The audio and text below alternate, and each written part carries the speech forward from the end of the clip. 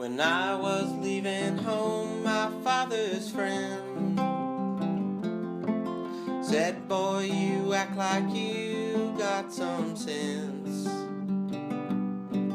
Well, take a look and see, do you believe that I'm now 35 years old today? Did take that sage advice, did learn to frown, while giddy currents spun me round and round. Oh no, no, no, no, no, not I.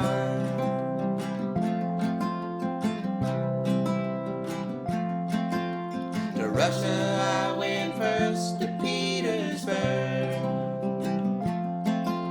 I got a job at school to teach the tongue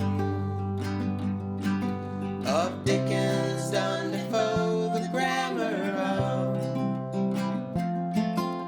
the language that I knew inside so well. The lawyer's evil kid, I learned to speak. I taught him words like y'all and okie doke. But I learned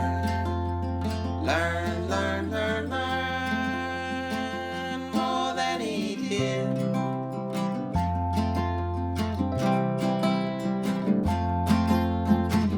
I moved to Moscow town in late July. Filowski Park is where I call my home. Just take the M2 east to get downtown, but back to rush hour on the Newark Ball.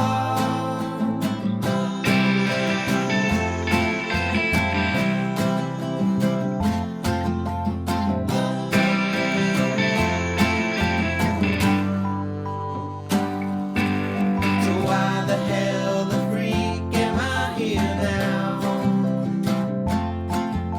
It's what most people ask and wanna know, but nothing that I say could make much sense. This boy's gotta ramble, gotta run. I miss my friends and folks in Mississippi, but I'll be coming home before too long. So roll, roll, roll the red carpet out.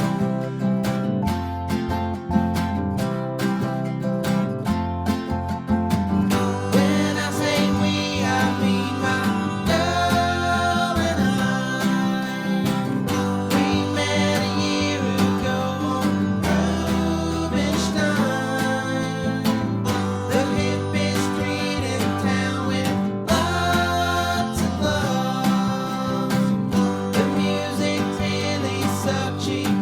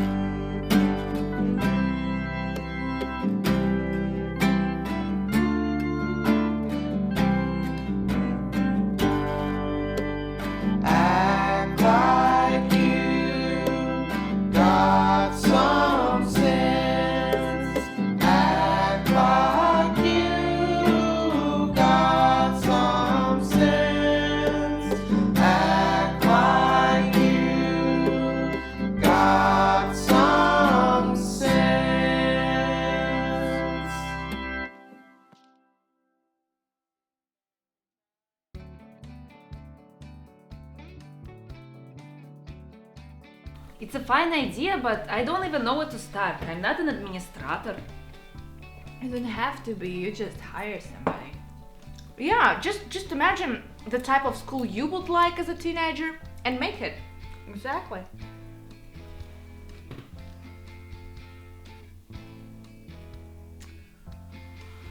I'm trying to imagine a 15-year-old Renata. That's when you went to that gymnastics school in Orlando, right? Yep. And all I can remember is how scared and lonely I was on that flight. I bet. I mean, you were 15. Well, and when I got to Orlando International, imagine what was the first thing I did. What? I went straight to the ticket counter and asked for a return flight back to St. Petersburg. Really? Mm-hmm. No idea you were that anxious. Me neither. I remember you being so excited. I was faking it. So you really went and asked for a ticket back? Almost. So this woman at the counter was finding me a return ticket, and then I heard my name. I turned around and I saw this handsome young man with a sign with my name on it. Clint. Mm-hmm. So I tell the clerk to forget about the return flight, and I go with that man, and he puts a gold medal around my neck and says, "You are the future of gymnastics." So weird. Too much. I guess, but at that moment it just made me feel so happy and secure. I can understand that. That so doesn't sound like Clint though. Not the Clint of today, but back then he just filled my life with a never-ending variety of little kindnesses to make Florida a home away from home. His mother even made me blini every Sunday before church. Oh, that's sweet. Did you miss Russia that bad? Of course I did, especially you guys. Every so often I would daydream about what you were doing in Veliki Novgorod. Well, probably smoking cigs behind a bush between classes. Dancing awkwardly at the discotheque. I mean, Jania was dancing awkwardly. I was killing it. Whatever. See, I would just like to know what my life would have been if I never went on that trip. Do you regret going? Not really, but I would just like to know if I could live my life all over again. I would like to try the other way. Renata, this is such a shock. Really? Yeah, I mean, I feel like I'm finally getting to know you.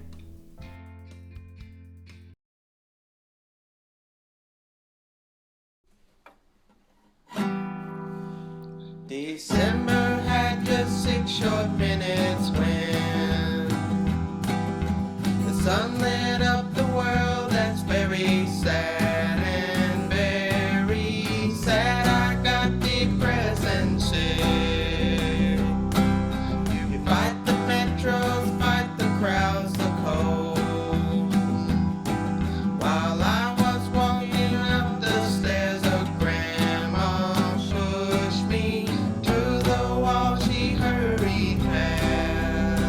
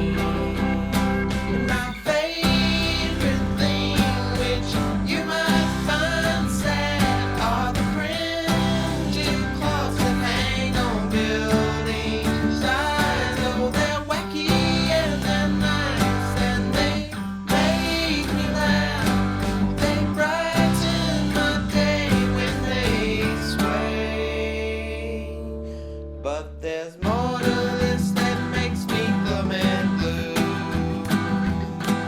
Like statues frowning stern and stony cold. There's linen marks and communists do. They loom in public squares and watch you read. Or near a church in robes all dressed to kill. I like the authors and the cosmonauts. My favorite one of all that I adore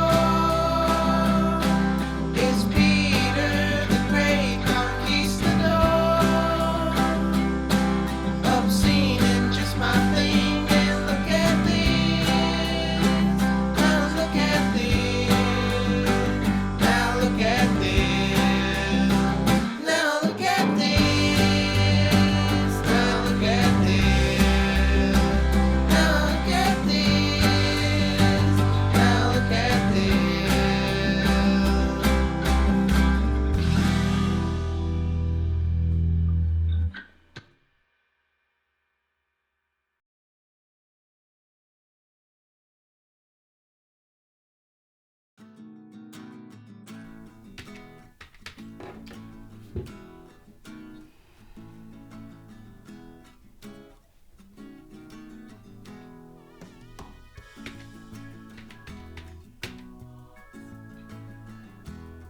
This looks bad. Real bad. Maybe the calculator made a mistake. Let me check.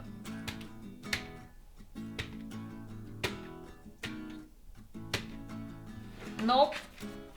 Accurate. So what? Well, like Greece, we'll need to take some austerity measures. Like what? Well, first off, and you're not gonna like it, but we'll have to cancel the trip to Orlando. What?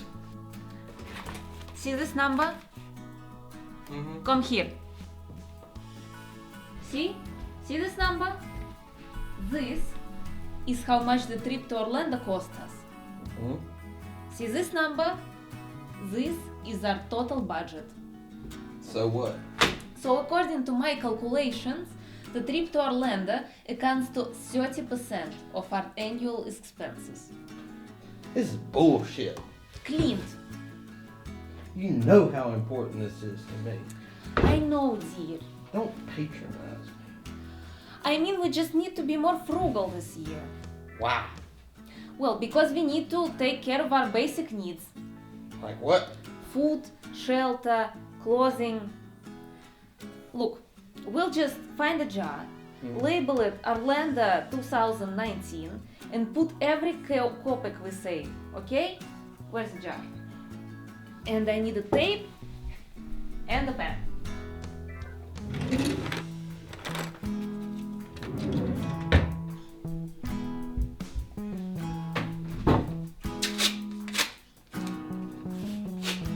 You're really gonna do this? Yes.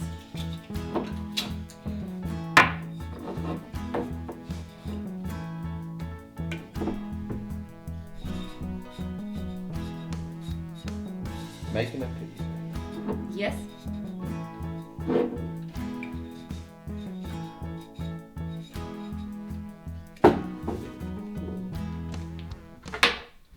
I need a beer.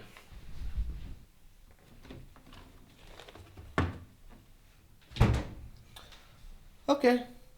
So, just to be clear, you don't want me to see my parents for 2 years. Clint, if it was just a question of you visiting your parents, I'm sure we could squeeze this plane ticket into our budget. So, if it was just a question of me visiting my parents, what's that mean? Come on, Clint, we both know why you go to Orlando. Why? You don't just go there to see your folks, and you know it. Okay, maybe you're right. But can you not support me just once in my life? For once in my life, so extreme. It's extremely sad. Come on, babe, I support you. But we just need to take this trip off for a little while. 2 years is not such a long time. Look, Do I need to remind you why I need to go to Disney this year? I'm well aware. Well, let me refresh you. So far, I've been 99 times. I know. And on the 100th, what do you get? You get a key to the Magic Kingdom. And they organize a fireworks parade in your honor. Yeah. And the best thing is you get to jump to the front of the line on all the rides without waiting. A super deluxe fast pass. Honey, it's gonna be just as amazing in 2019. No, it won't. Why not? Because I've already invited all my US friends to come. So just tell them to postpone their trip. For only that simple. It is. What? They've already bought their plane tickets. So just tell them to cancel them? Renata, it costs bukus and bukus and bukus of cash to do that. What do you mean? It's expensive. So is life, my dear. That's what I'm trying to get through that thick skull.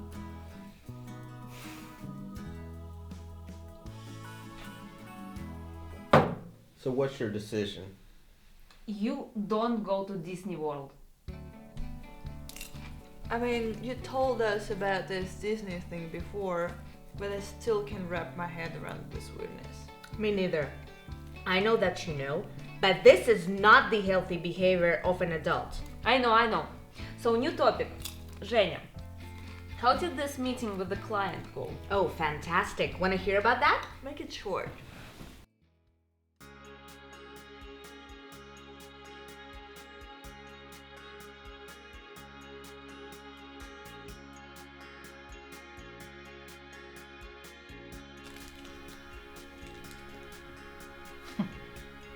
I like this place. Well, Evgenia always takes care of her clients. Who? Oh, that's me. I'm speaking in third person. Oh, I get it. Well, Mason Talmadge, he is surely impressed. This is just a taste of the personal treatment you can expect with Belly and Associates. Well, I'm just glad y'all's name came up first when I Googled Russian law firm. Well, we've worked very hard to climb to the top. Now, shall we talk business? One more minute. Tastes the same back home. It's amazing. Okay, shoot. So, Mr. Talmadge, how can I help you? I want to sell my tractors in Russia. Very good. But I'm going to need a little help navigating the choppy waters of the Russian legal system. You found your captain. I like your confidence. I like your appreciation. So now, the first question. Okay. What do you know about economic substitutional policy? Basically, I can't import my tractors into Russia. Right. You gotta build your own factory in the Russian Federation. Damn, sanctions? That's geopolitics for you. All right. Well, where do you suggest we set up shop? Well, I'm thinking Nabережный Челны. And where in darnation is that? Russian Federation, the Republic of Tatarstan. Never heard of it. This is the place for vehicle manufacturing in Russia. Ever heard of KAMAZ plant? Nope. Doesn't matter. We can fly there later in the week on a company jet. On a company jet. Yeah, okay. So, second question. Let me guess. Will it be profitable? Read my mind. Well, will it? The short answer is yes. It will be extremely lucrative. Okay.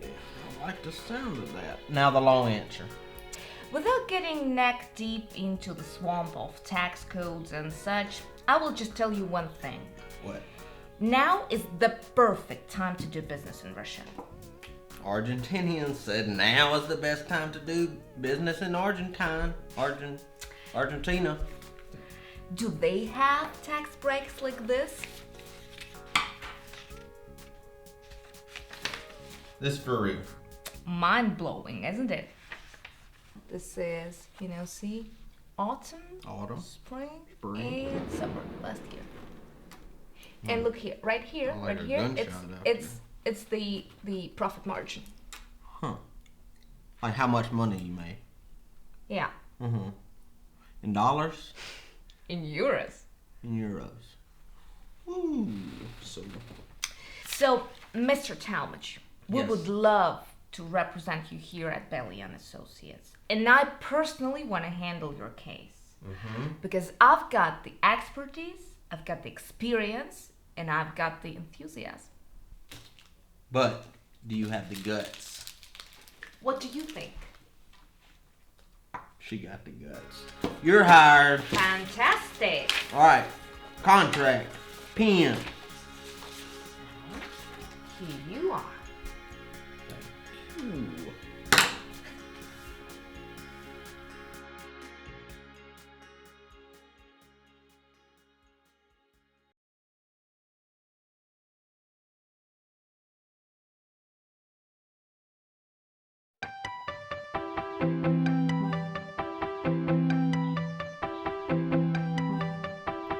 Come get inside, the tour's begun. Welcome to Magenta's Caress Expeditions to Moscow. My name is Robbie Dean, and I'm here to welcome you to Moscow, Russia. TBH, I don't know all the facts and dates of Russian history, but what I got is something more. It's sexier and full of mystery. Up first, the Kremlin walls of red. You've seen it on your TV set. It's where the Putin eats his bread. It's where the Putin lays his head. He's gonna be the president. He thinks that he was heaven sent. I wish that he had come and went. I wish that he lived in a tent. A very small tent. Hot tent.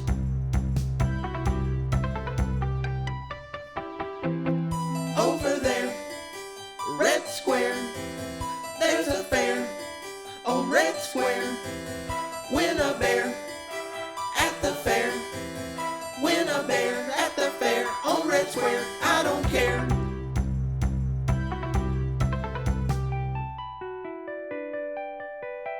Have yourself a merry little Christmas day.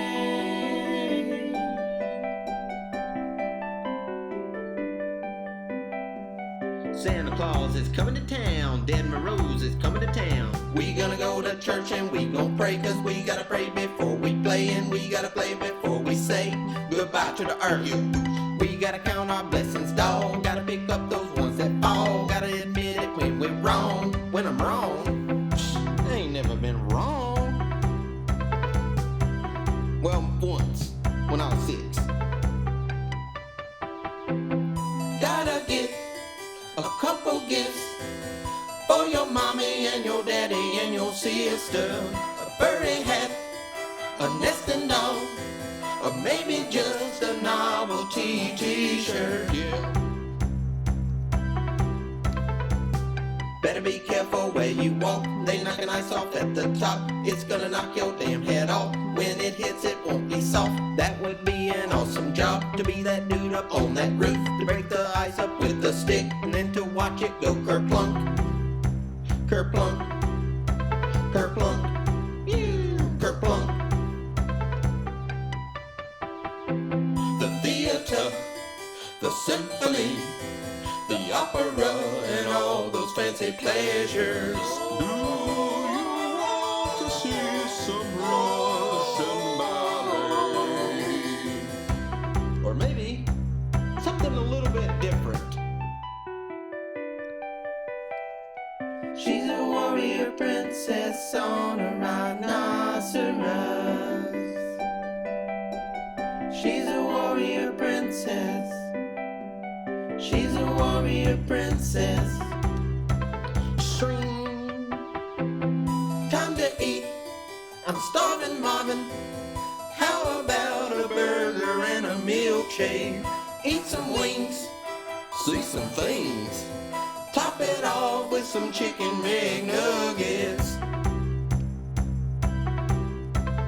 Tricking on a skateboard, hanging by the courtyard, kick flips, ollies, cowabunga. We on a bike now, we on a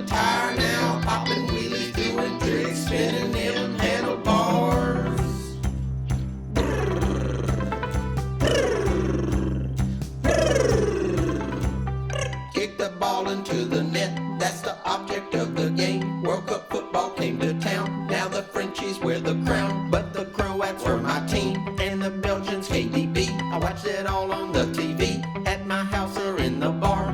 He shoots.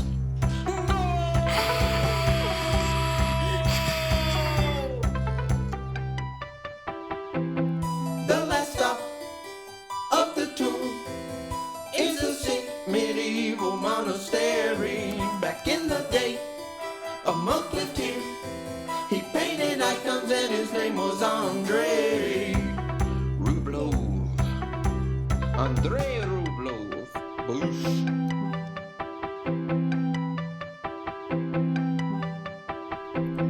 Thanks for coming on the tour. Hope you got your money's worth. Hope you had a pleasant time. Hope you write a good review. 'Cause if you don't, I don't know what I'll do, but I'll think of something. Dos vegan, dos vegan, dos vegan, vegan, vegan, vegan, yeah. Dos vegan, dos vegan, dos vegan, vegan, vegan, vegan, yeah.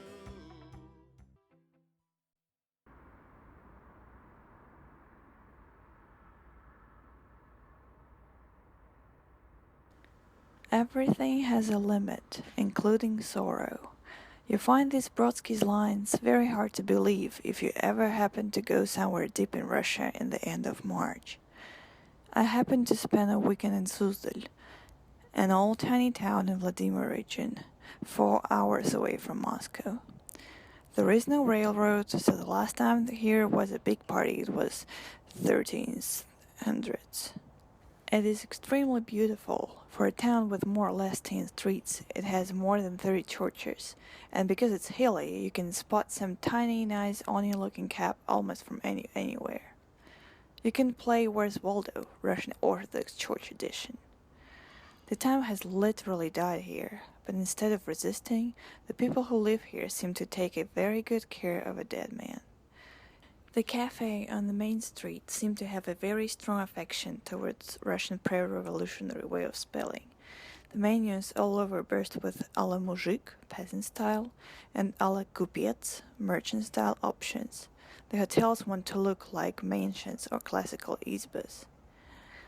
Feels like some people try to sell you some old Russian nostalgia, but some are actually attached to the dead man. They dress him in a fancy suit, move him around, and sometimes it even looks like he's alive. I won't forget how the woman on our hotel's reception talked about the breakfast they serve. That's the one for the Tsars. There's anything you can wish for, like eggs or oatmeal, even pancakes. Although the nostalgic feeling about all Russia being lost forever is not the one that I want to talk about. I was enjoying my Tsar breakfast on an enormous Kokhlama painted stool, extremely yellow and shiny, reading Zadie Smith's essay on soulfulness. That's the word she uses when she talks about their eyes were watching God. To be soulful, she says, is to follow and fall in line with the feeling, to go where it takes you and not to go against its grain. So I decided to do so, to search for the feeling, and I found nothing. More to say, I found that nothing was the thing you can experience the most if you happen to find yourself in a Russian small town on the last weekend of March. First, there was absolute loneliness. No matter where you go, you have a feeling that you're the last person on Earth who somehow survived some nuclear war that ironically only Suzdal survived. You feel that way because you see some stuff around you, cigarette butts, wet firework shells, dog paw prints on old crusty snow. Locals don't go out in this bad weather, or at night, or maybe they just don't go out at all. Second of all, it's monochromed. There's a classic Sapir-Whorf example, written to death, how Eskimo people have all these words for snow in different shades of white. The only existence of Suzdal and inhabitants seriously question linguistic relativity, because surprisingly, Russian people haven't developed so many words for so many shades of gray they are. Gray like a March limbo sky, It looks like it's about to rain, but it never does. Gray like one of these 5-story standardized block built in Khrushchev time. Like gentle white to gray of a lime church wall. Gray like this March snow. It seems so crusty and tough. It was so hard to believe it could disappear. It's cold also. Not cold as Russian winter, that is bold, refreshing, keep you in shape cold. This is different. It's technically warmer, but more desperate because you're oh so ready for the winter to be over, but all you can do is grab your ankles and wait. But most importantly, it's very broad. That's the thing about Russia in general. It has these big spaces of nothingness. As we're going on that bus from Suzdal to Vladimir, all I could see were great fields. On your left, on your right, wherever you look, there is a long great white stripe that at some point becomes the limbo sky, and it's so much bigger than you, than the bus, than the town, and who knows, maybe the whole world itself. At least it feels like it. The most amazing discovery and the greatest benefit of experiencing some soulful nothing is how feeling the complete emptiness could be. I was so filled with nothing in this bus, it seemed it could just start spluttering of my eyes and ears, as if I were a sad clown. We often think that to embody something really deeply, we need a lot of drama going on. But it seems that sometimes there is no need to add anything actually. If you take everything out, that's where it really starts.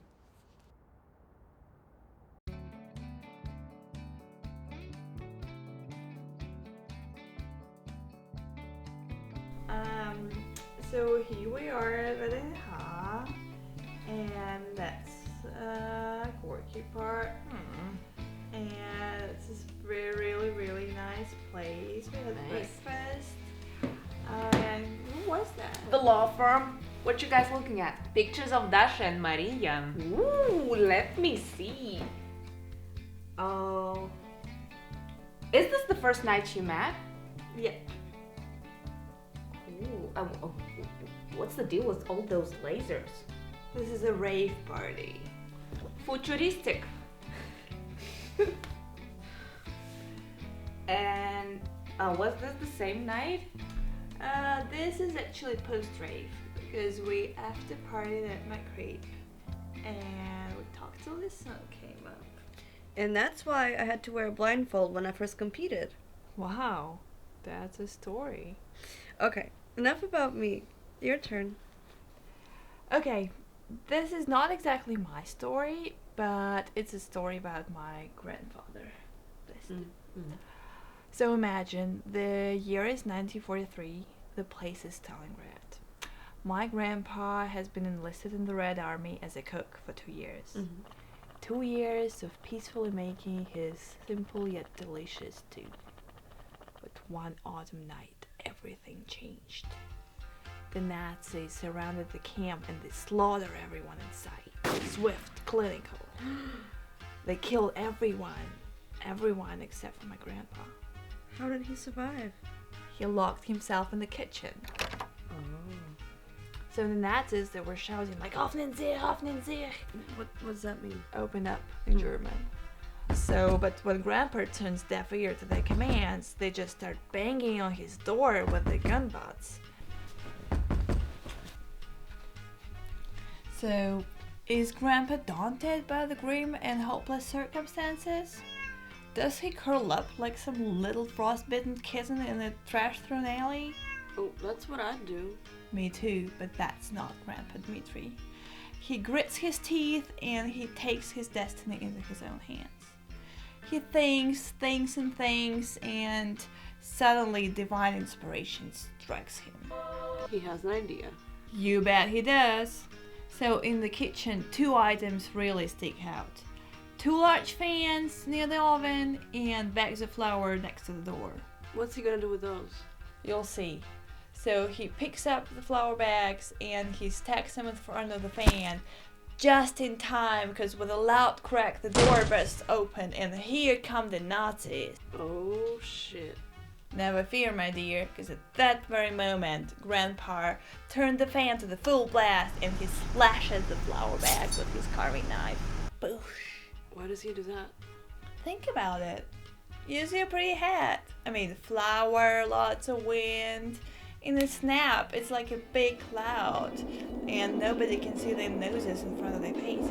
Oh, I see. So the Nazi machine guns fire harmlessly into the haze, creating a cacophonous din. You know, pots clanging, dishes shattering, stuff catching on fire. And where's your grandpa? Safely on the floor. He's crawling commander style right past the unsuspecting legs of the enemy. That story would make a sick HBO series. Yep, but I have something more exceptional in mind. What? Are you ready to have your mind blown? Yes. It's called the food fight. Food fight? Is it like a UFC type of thing? No, it's a restaurant. I mean, it's a concept of a restaurant, to be precise. What's a concept of a restaurant? Listen, food fight. Food fights simulates the exhilarating experience of dining in a combat zone. Unique, one and only. Wow, I'm so triggered. Tell me more. So you told Maria about the restaurant? Everything. You told her how the restaurant looks, smells, and sounds like a war zone? Naturally. And how the dining room is a series of foxholes you need to crawl under barbed wire to get to? Duh. Avoiding landmines, machine gun fire, and mortar shells? All harmless, of course. And above your head, diners can hear bombers and jets whizzing by with a deafening roar. All while waiters are screaming orders at each other. At table 4! Aren't they dressed as soldiers? Naturally, yes. Huh. And wasn't there something about walkie-talkies? Yeah, and that's how the customers order. And what's in the menu? The menu? There ain't no menu when the war is going on. In the heat of battle, do the soldiers choose what to eat? Nope. Exactly. They eat what Dmitri ate. And how he ate it. With the smell of boiled cabbage in one nostril and the smell of gunpowder in the other. I know you're joking and all, but actually that is hurting my feelings. Come on, babe. We're just jerking your chain. Well, sometimes you jerk it too hard. What? It just sounded funny how you said it. Filthy minds. Okay, girls. I gotta go. I have dinner with Mason. Oh, meeting business with pleasure. Uh-huh. What are you guys up to? Well, Clint is still mad at me, so I'm kind of avoiding him. We can chill here. Maria's gonna come and we'll definitely find some trouble to get into. Well, okay. See you then. Call me. Bye. Bye. See you.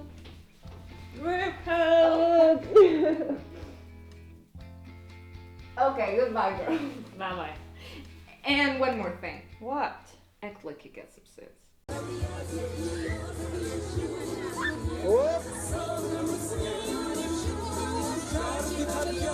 Отлично, молодой человек! А теперь задача пробежать, прыгнуть и выбежать. Кто смелый? Молодой человек в кепочке, давай. А девочка опередила. Раз, два, выбежала, молодец. Следующий.